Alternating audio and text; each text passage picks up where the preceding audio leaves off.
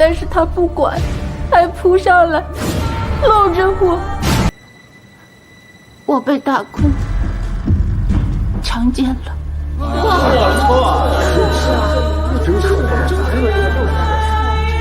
肃静，请你说出当天整件事情的经过。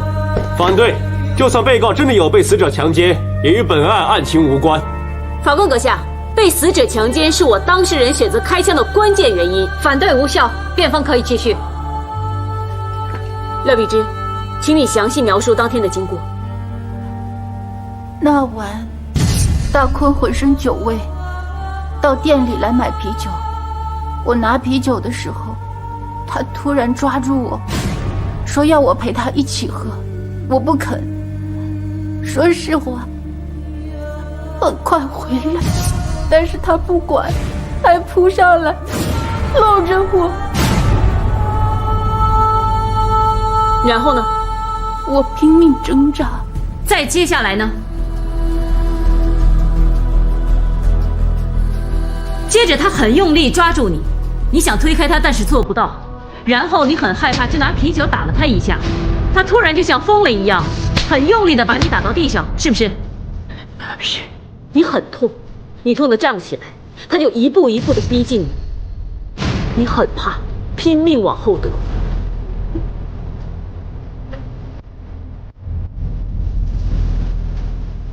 大坤一步一步的逼近你，然后他在你面前把皮带解开，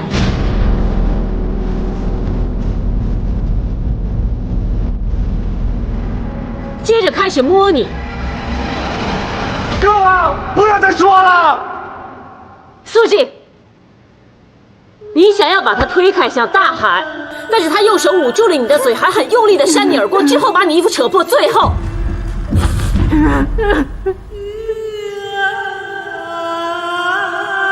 强奸了你，是不是？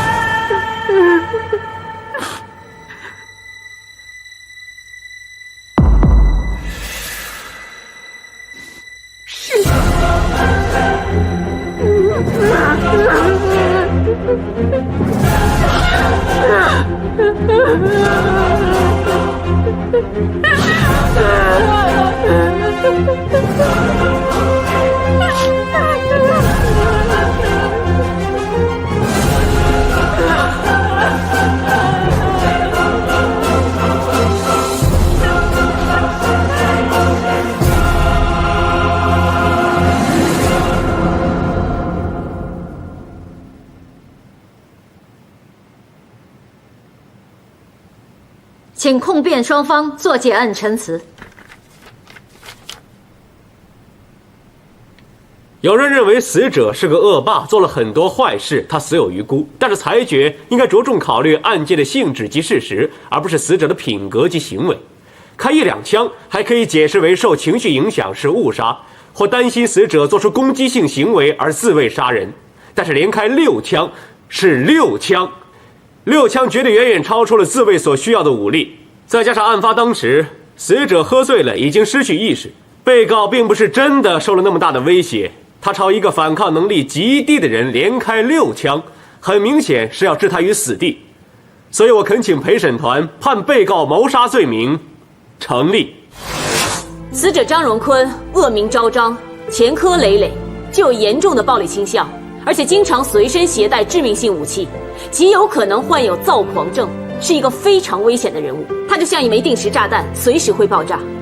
而我当事人只是一个纤纤弱智的女人，就算被死者多次非礼，也只是敢怒不敢言。一旦反抗，换来的会是更加严重的死亡威胁。在案发前1个月，我当事人更是被死者强奸。相信大家也看到，我们刚才在提起这件事的时候，我当事人是多么无助，多么恐惧。那个人其实已经死了，大坤不会再对他的生命造成任何威胁。但当我们再提起这件事的时候，大家看到他依然歇斯底里，可想而知，死者对我当事人造成的创伤有多么大。我当事人才是整件事的受害者，而死者其实是加害者。还有一点可以确定，在事发当时，我当事人的愤怒以及恐惧肯定比在庭上做供的时候大10倍以上。各位陪审员，我当事人就是在这种情绪下推开了房间门，看到那个足以威胁他生命的人躺在那儿，他很怕再次被施暴，情绪陷入极度的惊恐及慌乱中。他看到地上有把枪，就很自然地捡起来，朝死者连开6枪，完全出于自卫，是人之常情，绝对不是恶意杀人。所以我恳请各位陪审员判我当事人谋杀罪名不成立。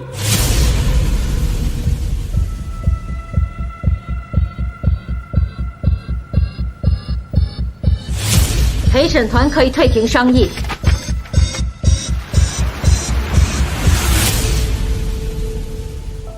陪审团退庭商议之后，有大比数裁决了吗？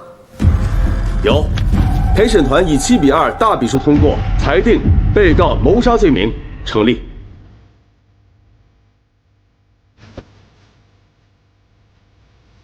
鉴于被告廖碧芝谋杀罪名成立，本席依例判处终身监禁。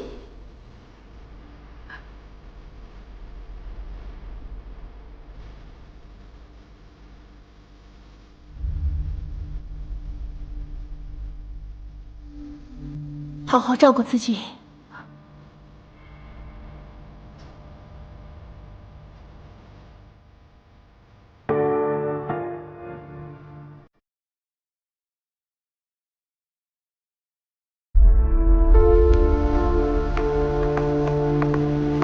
杜大壮，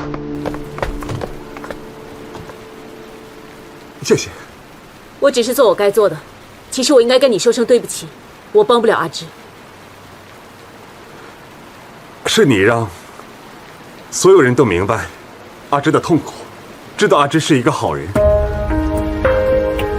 谢谢你。出来了！你好，请说几句。几位 Sir， 请问对今天的裁决有什么看法？欺善怕恶，不去抓坏人，就只会抓好人坐牢。吃屎啊，警长！你说什么？快顾主爷， Sir， 你对市民的指责有什么回应？你们会不会承认这次抓错好人？请问会不会检讨你们的做法，避免这种事再次发生？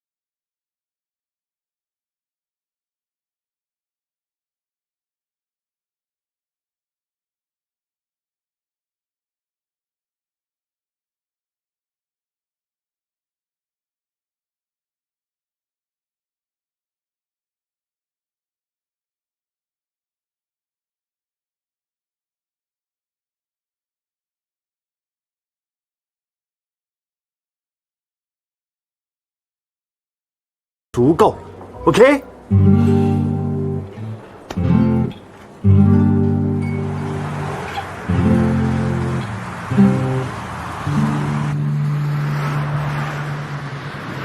哎，大家先放下手上的工作，过来过来。莫 Sir， 是不是有新案子？是有案子，不过是旧案子。今天警察公共关系科收到上万封邮件，邮箱都瘫痪了。是关于廖碧芝的案子。邮件的内容通通都是投诉我们欧记处理廖碧芝的案子不够严谨，说还有一颗消失的子弹没找到，对被告不公平。我们已经找遍了整个村子，找不到就是找不到。明显是在玩针对，很多案子都有没有找到的弹头，他们为什么不投诉？那颗根本就不影响案情，就算找到了，也不可能影响裁决。我懂，但现在是风口浪尖，刚才处长也下了命令，要求全力找出那颗弹头，不要再给大家机会制造舆论压力。也有道理，如果我们有遗漏的话，的确有责任查个水落石出。我们干脆再来一次地毯式搜索，一定要找到那颗消失的子弹。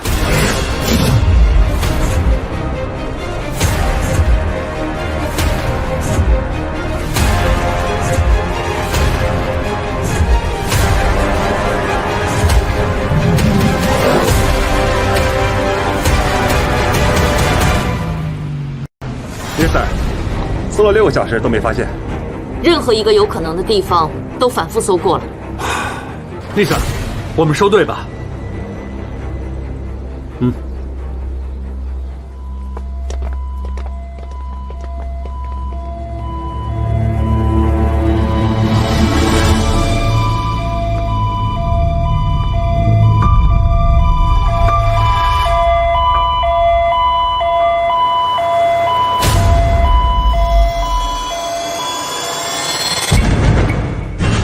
村长，平时那条路有车经过吗？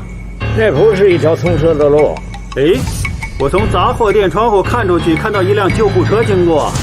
啊，因为水婆住在村尾，他是一个人住，80多岁了，身体很多病痛，他每个月都按几次平安铃。我们为了方便救护员进去救人，所以呢，只让救护车走那条路。马上去救护那边查，看案发当天有没有救护车接报来过井口村。Yes sir。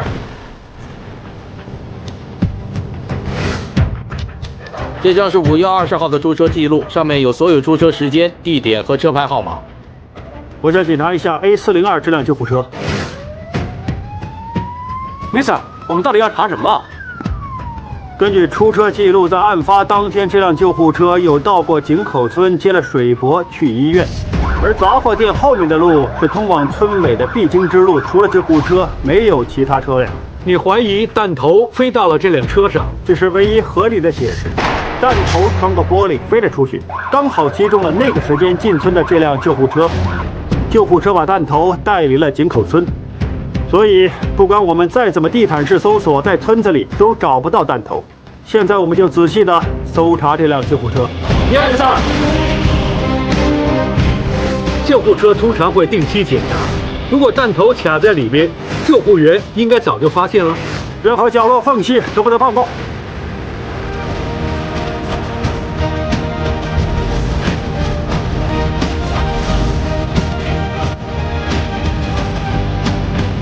找到了！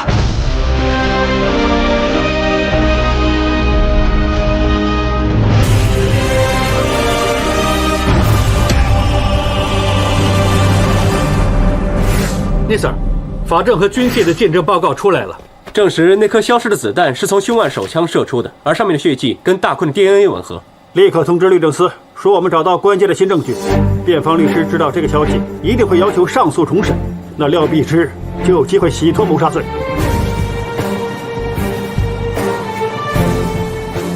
被告廖碧芝被控谋杀张荣坤，原讼法庭裁定罪名成立，判处终身监禁。鉴于有新证据出现，辩方申请上诉，上诉庭下令发还重审。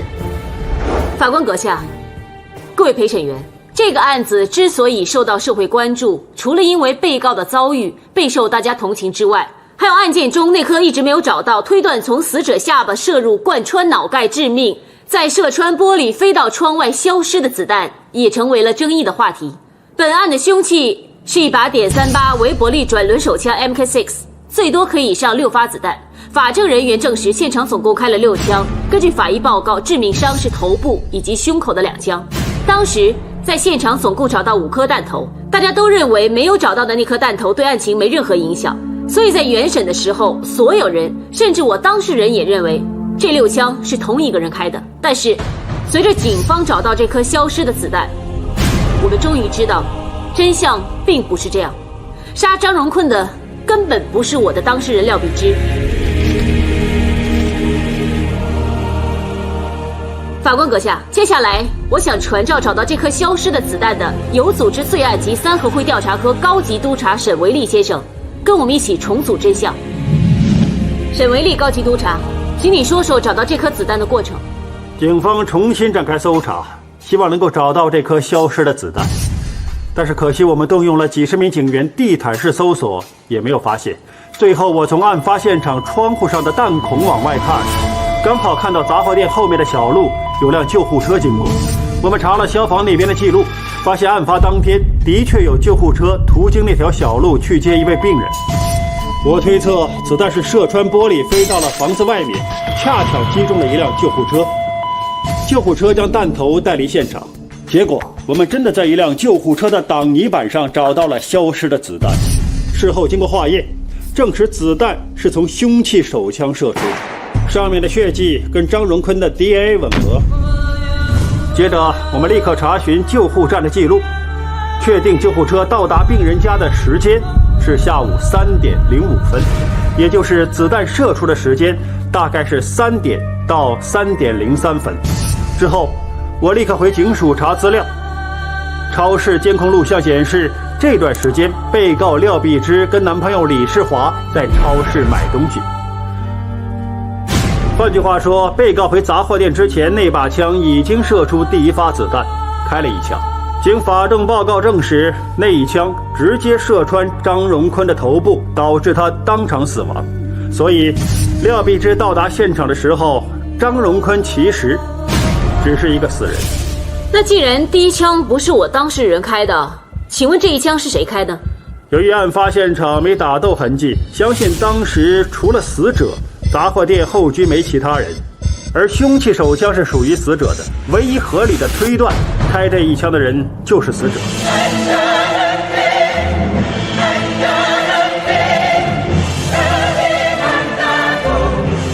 综合警方搜集到的证据，死者应该是2点45分左右，喝得半醉去杂货店想买啤酒，他发现没人，门只开了一半，于是就自己走了进去。根据各方的说法，死者是一个枪痴，经常闲来无事就把枪拿出来玩。推测当天死者也跟平时一样把枪拿出来玩。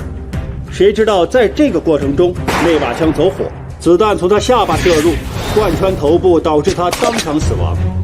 而那颗子弹射穿了玻璃，飞到外面，击中了当时刚好经过的救护车的挡泥板。当时时间是3点左右。这段时间，被告廖碧芝跟她男朋友李世华还在超级市场里面买东西。他们大概3点45分才离开超市，之后李世华开车回到井口村，大概4点，被告才下车。被告把2袋雪糕拿回杂货店放进冰箱，他发现房门开着，一进去看到张荣坤躺在自己的床上。由于房间的光线很暗，被告闻到很大一股酒味，以为张荣坤喝多了，不知道原来他已经中枪身亡。同时因为床单颜色深，所以没注意到床上有血。而被告因为曾经遭到死者的侵犯，他害怕死者再次向他施暴，情急之下就捡起枪射完里面的子弹。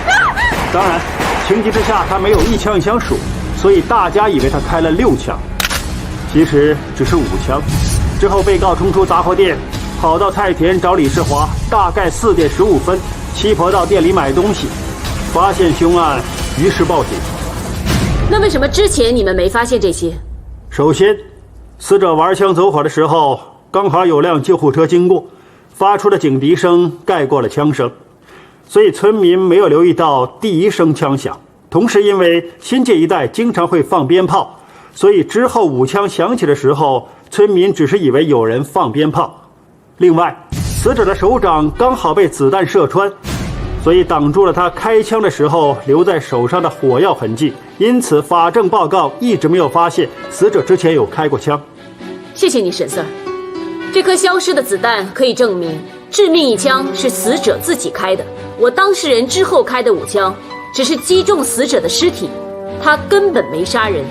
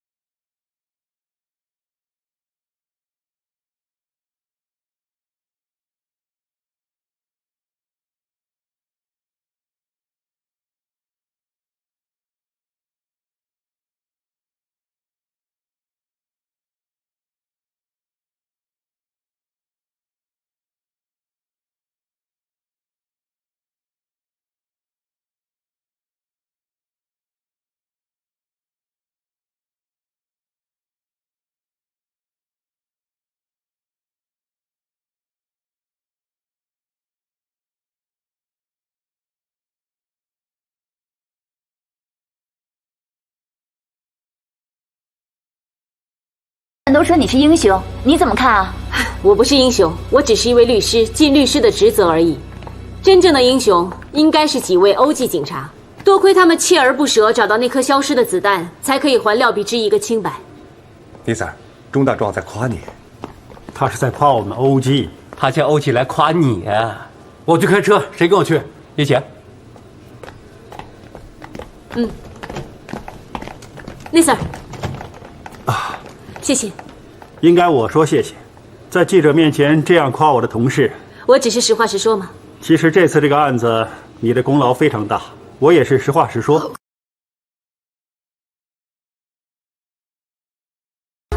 如果有时间的话，一起吃饭看电影啊。好啊。